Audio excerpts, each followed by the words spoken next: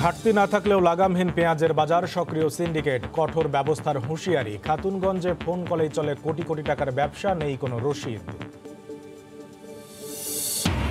Peon হয়েও অট্টালিকার মালিক স্বাস্থ্যের Afzal. Australia, Canada, মালয়েশিয়ায় প্রায় ৩০০ কোটি টাকা পাচারের প্রমাণ।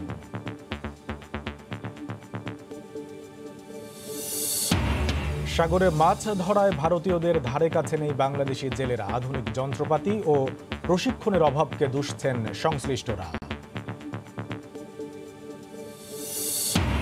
এবং উপকূলীয় ৭ জেলার ১৬ উপজেলার প্রাণী সম্পদ উন্নয়ন প্রকল্পে ১০ কোটি টাকার দুর্নীতি, প্রকল্প পরিচালকের বিরুদ্ধে অনিয়মের প্রমাণ।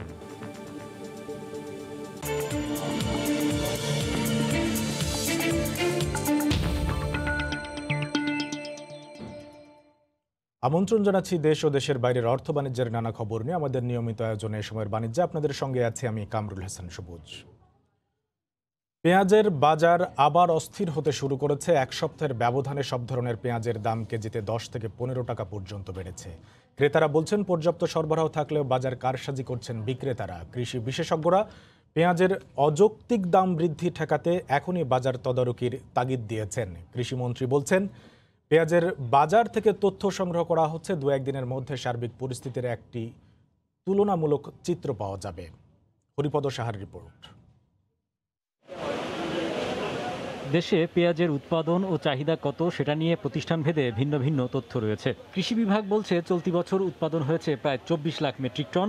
এর মধ্যে সংরক্ষণ দুর্বলতায় পচে যায় ৩০%, যা প্রায় ৭.৫ লাখ মেট্রিক টন। বাংলাদেশ ব্যাংকের তথ্য অনুযায়ী ইতোমধ্যে ভারত থেকে ৮ লাখ মেট্রিক টনের বেশি পেঁয়াজ আমদানি হয়েছে। এসব পরিসংখ্যান বলছে দেশে পেঁয়াজের কোনো ঘাটতি নেই, কিন্তু তারপরও এক সপ্তাহের ব্যবধানে পেঁয়াজের দাম বেড়েছে কেজিতে ১০ থেকে ১৫ টাকা পর্যন্ত। পেঁয়াজের প্রতি পাল্লা বেড়ে গেছে ৫০ থেকে ৬০ টাকা। সিন্ডিকেটের মাধ্যমে তারা এগুলো করতেছে। বাজারে আসছি, দেখতেছি পেঁয়াজের মধ্যে বাজারে ভর্তি আছে পেঁয়াজ, কিন্তু হঠাৎ করে দাম জিজ্ঞেস করলে ঊর্ধ্বগতির দাম। দেশি বীজ বিক্রি হইতেছে হলো আপনার পাবনাটা বিক্রি ৬০, ৫৮, ৬০, আর মানিকগঞ্জ বিক্রি হইতেছে হলো ৬৫।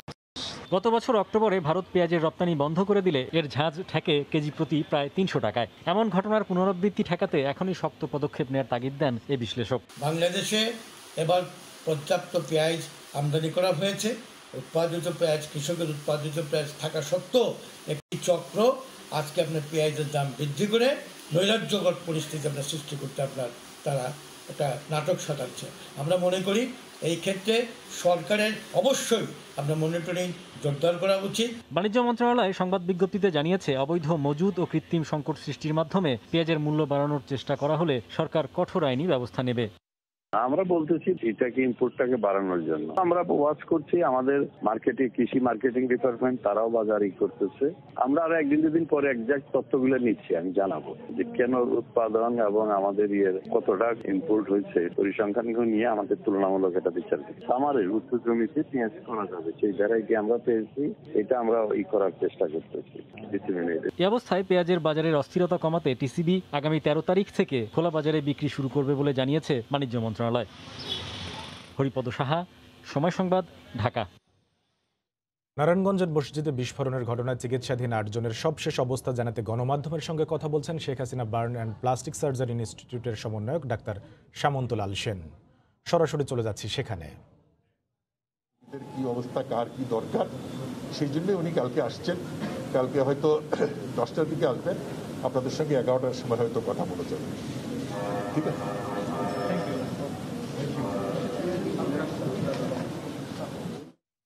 নারায়ণগঞ্জের মসজিদে বিস্ফোরণের ঘটনায় চিকিৎসাধীন ৮ জনের সবশেষ অবস্থা জানাচ্ছিলেন Sheikh Hasina burn and plastic surgery ইনস্টিটিউটের সমন্বয়ক ডাক্তার সামন্তলাল সেন। আমরা এতক্ষণ সরাসরি ছিলাম সেখানে। ব্যাংকে হ্যাকারদের সাইবার হামলার চেষ্টা ঠেকানো গেছে, তাই আপাতত ভয়ের কিছু নেই বলে জানিয়েছে সরকারের computer incident response team shirt. বিটিআরসির তদারকি ও বাংলাদেশ ব্যাংকের পরামর্শে ব্যাংকগুলো সতর্কতামূলক ব্যবস্থা নেয়। টাকা চুরি বা খাওয়া যাওয়ার ঘটনা ঘটেনি, তবে আত্মতুষ্টিতে না ভুগে ব্যাংকগুলোকে সার্বক্ষণিক পর্যবেক্ষণ জোরদারের পরামর্শ দিয়েছেন প্রযুক্তিবিদরা। এদিকে এখনও স্বাভাবিক হয়নি এটিএম বুথের কার্যক্রম।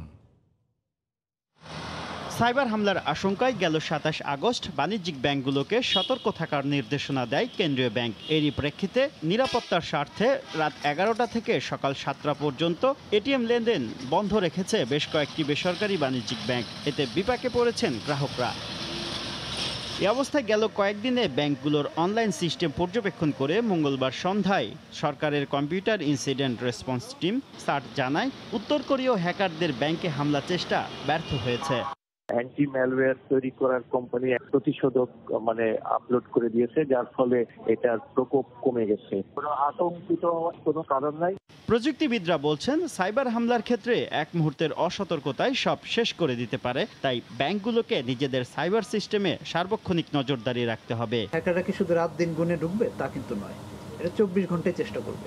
নেটওয়ার্ক সিকিউরিটিটা খুবই স্ট্রং রাখতে হবে, যে আমার বাইরে থেকে কিরকম প্রতিদিন কী হারে অ্যাক্সেস হচ্ছে এবং আমার ফায়ারওয়াল সিস্টেম অটোমেটিক্যালি এটা ব্লক করছে কিনা কিংবা অ্যালার্ট সিস্টেম আছে কিনা, পুরোটার উপরে কিন্তু একটা সার্বক্ষণিক একটা নিয়ন্ত্রণ থাকতে হয়। এর আগে 2016 সালের 4 ফেব্রুয়ারি হ্যাকিংয়ের মাধ্যমে বাংলাদেশ ব্যাংকের রিজার্ভ থেকে 8 কোটি 10 লাখ মার্কিন ডলার চুরি হয়। শুভ খান, সময় সংবাদ, ঢাকা।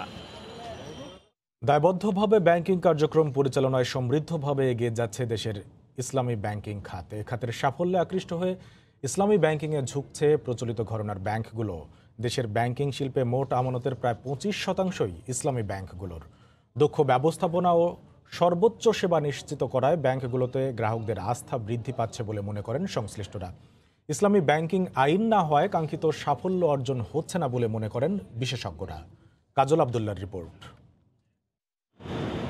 1983 সালে ইসলামী ব্যাংক বাংলাদেশ লিমিটেডের যাত্রার মধ্য দিয়ে দেশে কার্যক্রম শুরু হয় ইসলামী ব্যাংকিং শিল্পের। এর পরের গল্প শুধুই সাফল্যের। 38 বছরে পরিপূর্ণ ইসলামী ব্যাংকের সংখ্যা মাত্র 8-এ উত্তীর্ণ হলেও বিভিন্ন সূচকে এগিয়ে প্রচলিত ব্যাংক থেকে। 2019 সালের শেষে দেশের ব্যাংক খাতে মোট আমানতের স্থিতি ছিল 11,36,980 কোটি টাকা। এর মধ্যে শরিয়াভিত্তিক ব্যাংকগুলোর আমানতের পরিমাণ 2,63,756 কোটি টাকা, যা মোট আমানতের প্রায় 25%। ব্যাংক সংশ্লিষ্টরা বলছেন, ধর্মীয় চেতনাবোধ ও কঠোর ব্যবস্থাপনা হওয়ায় ইসলামী ব্যাংকিংয়ে আকৃষ্ট হচ্ছেন গ্রাহকরা। অনেক ক্লায়েন্টকে আমরা ফেস করি, দেখি people have special liking for Islami bank আমাদের দেশে, যেহেতু আমাদের দেশের মানুষ একটু রিলিজিয়াস মাইন্ডেড। ইসলামী ঘরানার ব্যাংকের সাফল্যের চমকে পরিপূর্ণ ইসলামিক শাখা ও ইসলামী উইন্ডো চালু করেছে প্রচলিত ঘরানার ব্যাংকগুলো। বর্তমানে শরিয়া ভিত্তিক লেনদেনে পরিচালনা করছে এমন 18টি ব্যাংকের 2019 সাল শেষে আমানতের পরিমাণ দাঁড়িয়েছে প্রায় 16,471 কোটি টাকা।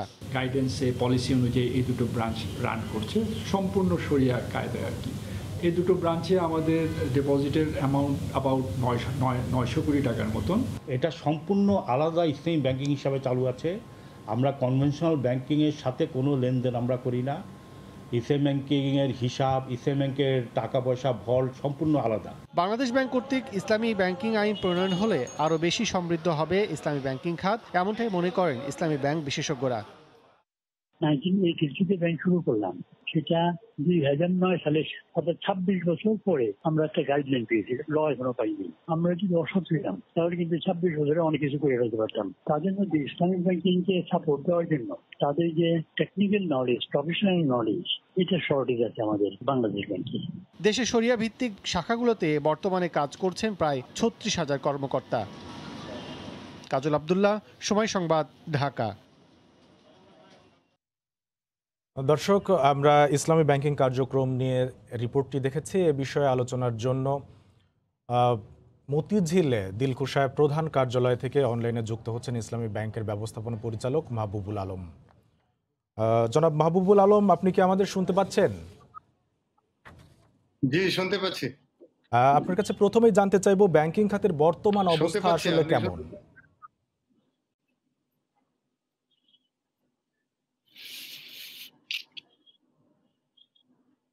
জনাব মাহবুবুল আলম, আমি আপনার কাছে প্রথমে জানতে চাচ্ছি ব্যাংকিং খাতের বর্তমান অবস্থা সম্পর্কে। জি, থ্যাংক ইউ। সময় টিভির সম্মানিত দর্শক শ্রোতা এবং সম্মানিত উপস্থাপক, আসসালামু আলাইকুম। ব্যাংকিং খাতের অবস্থা যদি আমরা বলি, প্রথমত বলবো যে ব্যাংকিং খাত তার পুরো গতিতে আবারও ফিরেছে, কার্যক্রম স্বাভাবিক হচ্ছে। এরপরে বলবো যে কোনো কোনো ক্ষেত্রে আগের চেয়ে চাপ আরো বেড়েছে, যেমন আমানত বেড়েছে, রেমিটেন্স বেড়েছে, প্রণোদনের একটা বিরাট অঙ্কের টাকা বিতরণের দায়িত্ব ব্যাংকের উপরে পড়েছে। ব্যাংকের কাজের চাপ আগের চেয়ে বেড়েছে আমি বলবো। এরপরে যদি এক কথায় বলি যে ব্যাংকের বর্তমান অবস্থা কি, তাইলে আমি বলবো যে ব্যাংক খাত এখন সচ্ছল। সচ্ছল শব্দটা কেন বললাম, কারণ এখানে কয়েকটা বিষয়, যেমন এখন ব্যাংকে পর্যাপ্ত তারল্য আছে, প্রচুর পরিমাণে তারল্য আছে, আমানত বৃদ্ধি পাচ্ছে, প্রচুর পরিমাণে বৈদেশিক রেমিটেন্স আসছে, পলিসি সাপোর্টের কারণেও যেমন বাংলাদেশ ব্যাংক নগদ সংরক্ষণ বা সিআরআর যেটাকে বলি সেখানে সেটা কমিয়ে দিয়েছে, এবং ঋণ আমানত অনুপাত যেটা এডিআর যেটাকে বলি সেটাকেও বাড়ানো হয়েছে, রিপো এবং রিভার্স রিপো রেট কমিয়ে দেওয়া হয়েছে, যার কারণে একটা সচ্ছল অবস্থা তৈরি হয়েছে both deposit and policy support কারণে অর্থনীতি যেহেতু ঘুরে দাঁড়াচ্ছে সেই জন্য আমাদের অবস্থাও এখন আগের চেয়ে স্বাভাবিক অবস্থায় ফিরে আসছে ব্যাংক। G please. জনাব মাহবুবুল আলম, করোনাকালীন এখন একটা সংকটময় সময় পার হচ্ছে, শুধুমাত্র অর্থনীতি না সব খাতের কার্যক্রমে স্থবিরতা নেমে এসেছে, তো এই সময় আসলে ব্যাংকিং কার্যক্রম কেমন চলছে? জি, করোনাকালীন সময়টাকে যদি আমরা দুইটা ভাগে ভাগ করতে পারি, যে মার্চ থেকে যেহেতু শুরু হয়েছে, মার্চ 29-এ গভর্নমেন্ট হলিডে শুরু হয়েছে, গভর্নমেন্ট ছুটি শুরু হয়েছে এবং মে 30 পর্যন্ত ছিল, ওই 2 মাস একরকম অবস্থা ছিল। এরপরে সময়টা যেটা মে 31 থেকে অফিস খোলা হলো এবং টিল টুডে যে অবস্থা, এই দুইটা ভাগে যদি আমরা ভাগ করি, ফার্স্ট ফেজে ব্যাংকিং সেক্টরের কথা যদি আমি বলি, ফার্স্ট ফেজে ব্যাংকিং সেক্টরে সীমিত আকারে লেনদেন হয়েছে এবং আমরা রোস্টারিং করে ডিউটি করেছি, সুতরাং তখন একটা সীমিত বিষয়ের ছিল, মানে ফিরেছে বলেছি সীমিত, তারপরও অ্যাকচুয়ালি বাট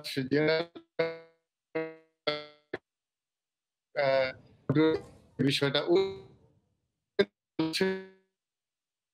এখন ব্যাংকগুলো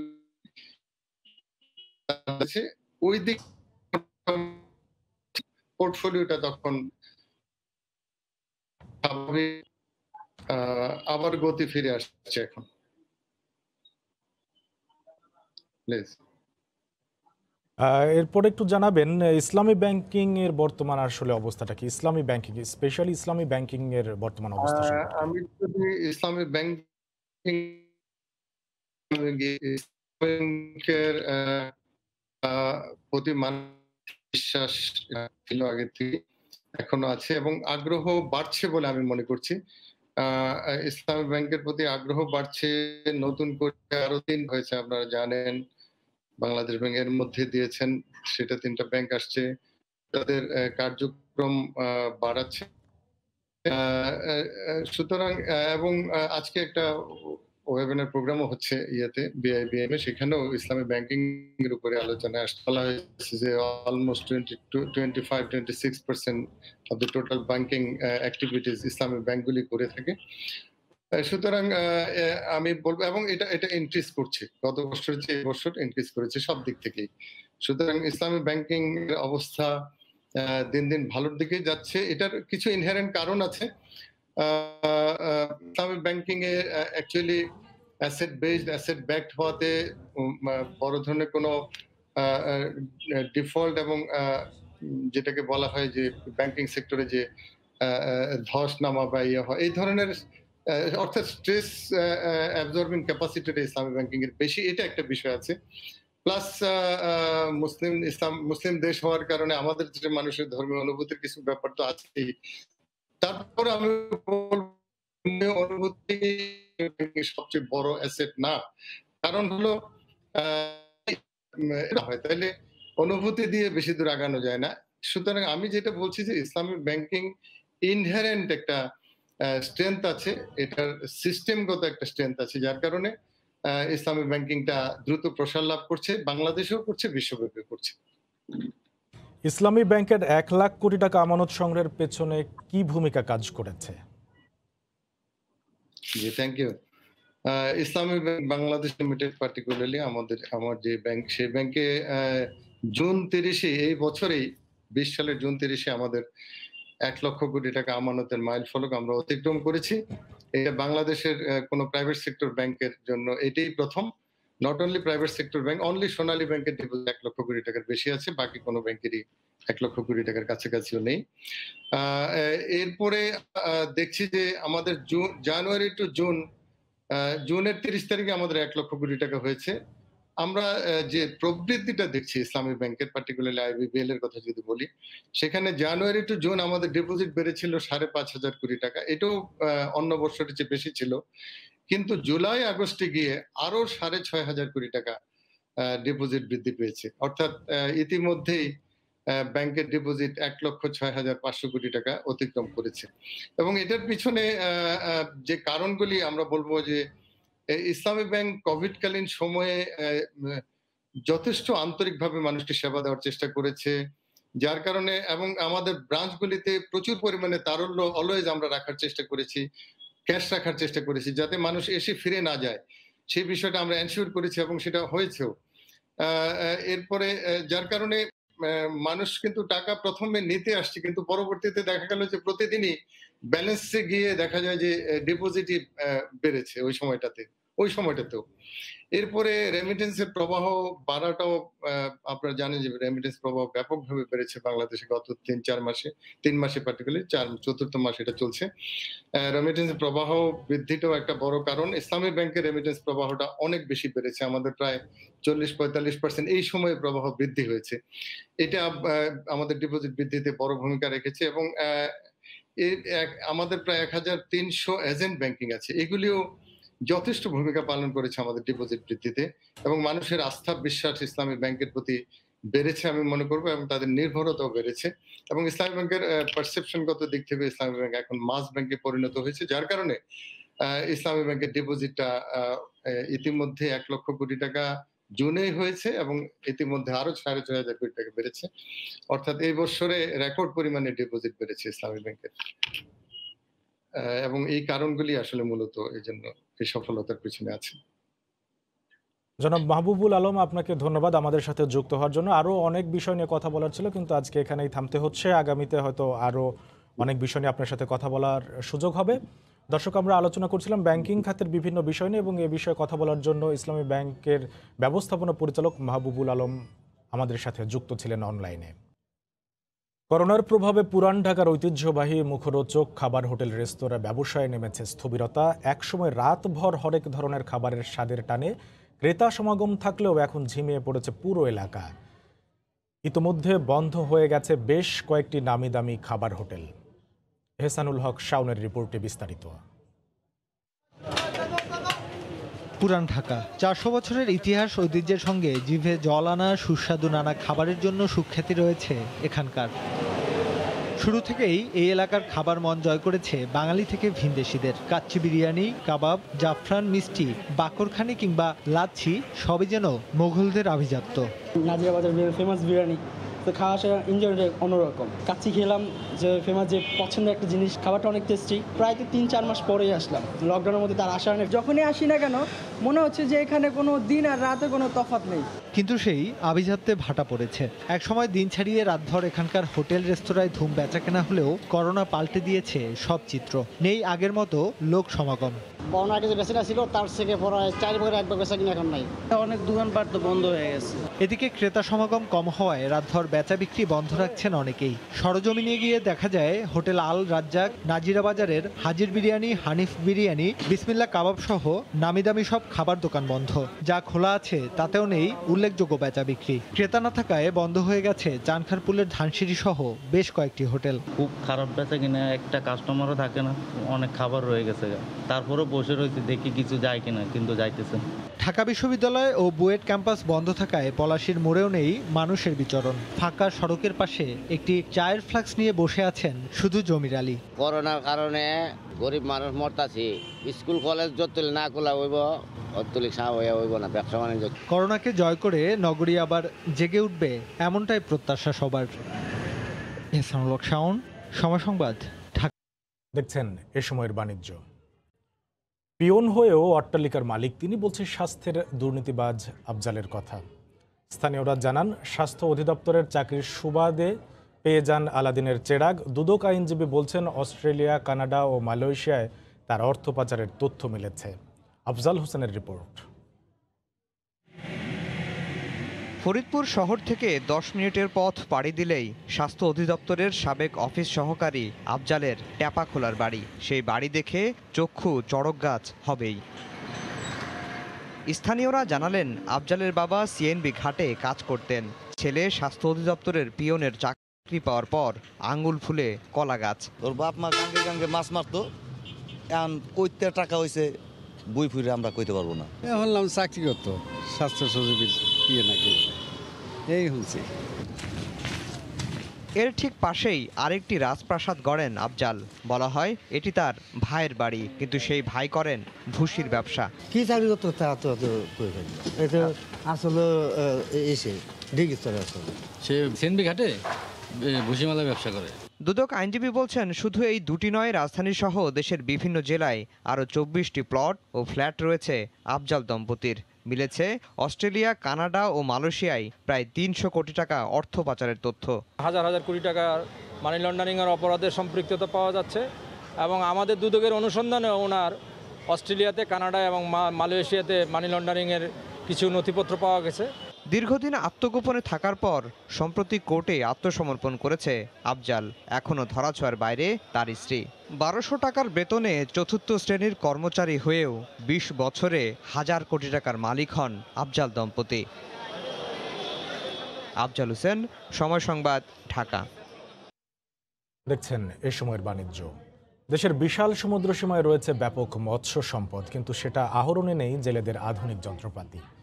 মৎস্যজীবীরা বলছেন, আধুনিকায়ন বা প্রশিক্ষণে সরকারের নেই কোনো উদ্যোগ। তবে স্থানীয় প্রশাসন বলছে বিষয়টা সরকারের সক্রিয় বিবেচনায় রয়েছে।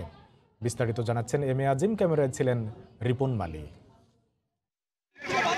সমুদ্রে একই স্থানে বাংলাদেশ ও ভারতের জেলেরা মাছ ধরছে। বাংলাদেশি জেলে ট্রলার যেখানে মাছ শূন্য, ভারতীয় ট্রলার সেখানে মাছে টইটুম্বুর। ভারতীয় ট্রলার থেকে একবার জাল ফেলে একদিনে যে পরিমাণ মাছ আহরণ করা হয় তা ধরতে বাংলাদেশি জেলেদের সময় লাগে 15 থেকে 20 দিন। ভারতে অনেক যন্ত্রপাতি আছে, তারা ওই যন্ত্র দিয়ে ওইগুলো দেখে এবং তারা ওই 5 দিনে 4 দিনের ভিতরে অনেক পর্যাপ্ত পরিমাণে মাছ পায়। বাংলাদেশি জেলেদের অভাব রয়েছে প্রয়োজনীয় প্রশিক্ষণের। এখনো তারা গভীর সমুদ্রে মাছের অবস্থান নির্ণয় করেন পানির রং ও স্রোত দেখে। ভারতের উন্নয়ন বেশি, এরা কৌশল বলতে ভালো। আমরা তো ওই যেরকম বাইয়েছে আগে ওইরকমই আমরা বাই। নতুন কোনো কৌশল নাই, আর সরকারও নতুন কোনো পদ্ধতি আমাদেরকে দেখায় না। মৎস্যজীবীদের এই নেতার দাবি, সরকারিভাবে ভর্তুকি দিয়ে মাছ ধরার আধুনিক সরঞ্জাম দেয়া হলে সমুদ্র থেকে কয়েক গুণ মাছ আহরণ বাড়বে। যদিও আমাদের এই কিছু সরঞ্জাম সরকারিভাবে দেওয়া হইতো, একটা দাম নির্ধারণ করে দেওয়া হইতো, একটু কম দামে দেওয়া হইতো, তাহলে আমরা অনেকেই কিনতে পারতাম এবং আমরা এটা নিয়ে সাগরে গেলে আমরা মাছও বেশি পাইতাম। তবে আধুনিকায়নের বিষয়টি সরকারের সক্রিয় বিবেচনায় আছে বলে জানান জেলা প্রশাসনের শীর্ষ কর্মকর্তা। আমরা মৎস্যজীবীদের আধুনিক যন্ত্রপাতি এবং আধুনিকায়ন করার জন্য ইতিমধ্যে সরকারের দৃষ্টি আকর্ষণ করেছি। এটি সরকারের সক্রিয় বিবেচনায় রয়েছে। আগামী 4 বছরের মধ্যে জেলেদের মাছ ধরার কৌশল ও আধুনিকায়নের পরিকল্পনা রয়েছে বলে জানায় মৎস্য বিভাগ। বাংলাদেশের সমুদ্র সীমায় 8 মিলিয়ন মাছ মজুদের বিপরীতে প্রতি বছর 7 লাখ মেট্রিক টন মাছ আহরণ করে বাংলাদেশি জেলেরা। যথাযথ আহরণ কৌশল, সংরক্ষণ ও টেকসই ব্যবস্থাপনার মাধ্যমে সামুদ্রিক মৎস্য সম্পদ হয়ে উঠতে পারে বাংলাদেশের সুনীল অর্থনৈতিক স্তম্ভ। এম এ আজিম, সময় সংবাদ, বরগুনা। দেখছেন এ সময়ের বাণিজ্য। পুরনো ল্যাপটপ, ডেস্কটপ পরিবর্তন করে দিচ্ছে, নতুন দিচ্ছে ওয়ালটন। যে কোনো ব্র্যান্ডের সচল ও অচল ল্যাপটপ অথবা ডেস্কটপ জমা দিয়ে সর্বোচ্চ 22% ছাড়ে কেনা যাচ্ছে নতুন ল্যাপটপ বা ডেস্কটপ। গ্রাহকদের জন্য সুযোগ থাকছে 3 মাসে মূল্য পরিশোধের। পাশাপাশি শিক্ষার্থীদের জন্য রয়েছে সুদবিহীন 1 বছরের EMI সুবিধা। এ উপলক্ষে রাজধানীর বসুন্ধরায় ওয়ালটনের কর্পোরেট অফিসে অনুষ্ঠানের আয়োজন করা হয়। এ সময় প্রধান অতিথি হিসেবে উপস্থিত ছিলেন তথ্য যোগাযোগ প্রযুক্তি প্রতিমন্ত্রী Junaid Ahmed Palak.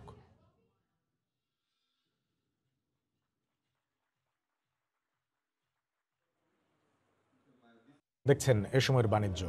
Save spend win ক্যাম্পেইনের চূড়ান্ত বিজয়ীদের নাম ঘোষণা করেছে মাস্টারকার্ড ও দারাজ বাংলাদেশ লিমিটেড। গতকাল অনলাইনে ভিডিও কনফারেন্সের মাধ্যমে আনুষ্ঠানিকভাবে বিজয়ীদের নাম ঘোষণা করা হয়। এ সময় বলা হয়, ক্যাম্পেইনে বিজয়ী 4টি ব্যাংকের 4 জন গ্রাহক পুরস্কার হিসেবে প্রত্যেককে পাবেন 50,000 টাকা মূল্যমানের বিশেষ গিফট ভাউচার। অনুষ্ঠানে অংশ নেন মাস্টারকার্ড বাংলাদেশের কান্ট্রি ম্যানেজার সৈয়দ মোহাম্মদ কামাল ও দারাজ বাংলাদেশ লিমিটেডের ম্যানেজিং ডিরেক্টর সৈয়দ মুস্তাহিদুল হক। উপস্থিত ছিলেন বিজয় ব্যাংক, দারাজ এবং মাস্টার কার্ডের ঊর্ধ্বতন কর্মকর্তারা। এবার জানিয়ে দেব শেয়ার বাজারের খবর। শেয়ার বাজারের খবর জানাতে সরাসরি চলে যাচ্ছি ঢাকা স্টক এক্সচেঞ্জের অফিসিয়াল ওয়েবসাইটে।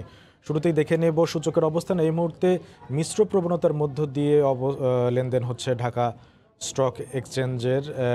দেখা যাচ্ছে সার্বিক সূচক ডিএসএক্স ইন্ডেক্স এই মুহূর্তে 1.20 পয়েন্ট বেড়েছে এবং অবস্থান করছে 4,979 পয়েন্টে, এবং ডিএসইএস ইন্ডেক্স এই মুহূর্তে অবস্থান করছে 1,149 পয়েন্ট এবং এখন পর্যন্ত কমেছে 0.52 পয়েন্ট, এবং ডিএস30 ইন্ডেক্স এই মুহূর্তে অবস্থান করছে 1,730 পয়েন্ট এবং এখন পর্যন্ত প্রায় 3.5 পয়েন্টের মতো কমেছে, এবং টাকার অঙ্কে এখন পর্যন্ত লেনদেন হয়েছে 486 কোটি টাকার শেয়ার, এবং হাত বদল হওয়া শেয়ারের মধ্যে দাম বেড়েছে 180টি প্রতিষ্ঠানের, দাম কমেছে 123টি প্রতিষ্ঠানের এবং দাম অপরিবর্তিত আছে 47টি প্রতিষ্ঠানের। দর্শক, আমরা ঢাকা স্টক এক্সচেঞ্জের লেনদেন পরিস্থিতির এই মুহূর্তের অবস্থান সম্পর্কে জানছিলাম। এ পর্যায়ে শীর্ষ সংবাদ জানিয়ে দিচ্ছে আরেকবার। ঘাটতি না থাকলেও লাগামহীন পেঁয়াজের বাজার, সক্রিয় সিন্ডিকেট, কঠোর ব্যবস্থার হুঁশিয়ারি। খাতুনগঞ্জে ফোন কলে চলে কোটি কোটি টাকার ব্যবসা, নেই কোনো রসিদ। পিয়ন হয়েও অট্টালিকার মালিক স্বাস্থ্যের আফজাল। অস্ট্রেলিয়া, কানাডা, মালয়েশিয়ায় প্রায় 300 কোটি টাকা পাচারের প্রমাণ।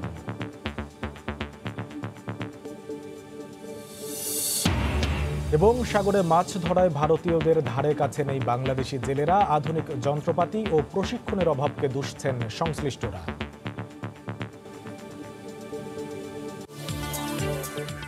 এই ছিল এ সময়ের বাণিজ্যে। সঙ্গে থাকুন সময়ে।